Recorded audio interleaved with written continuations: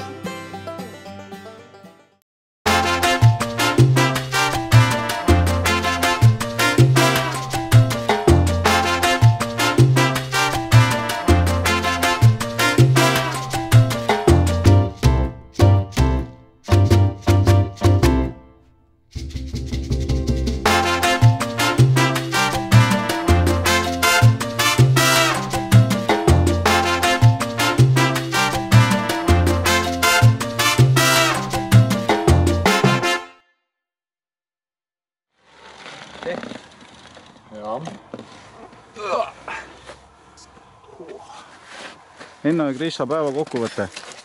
Palju, mida ja kui raskelt?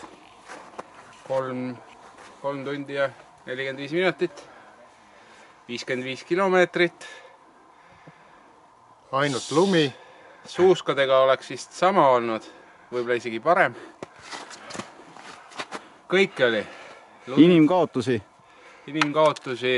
Raul oli mingi maha jäi. Kuule, 2 või? Ei, tuleb. Üks vendel tuleb, Kõik on nagu hästi. Kõik on hästi, ilm on hea, super. Selles mõttes ma ütlen muidugi tänase päeva õige valik oli fätt. Vaat seal karjääris, kus kitsad nägid vaeva, siis fätid veeresid. Muidugi oli üks asfaldilõik ka. Ma arvan, et see on maitse asi.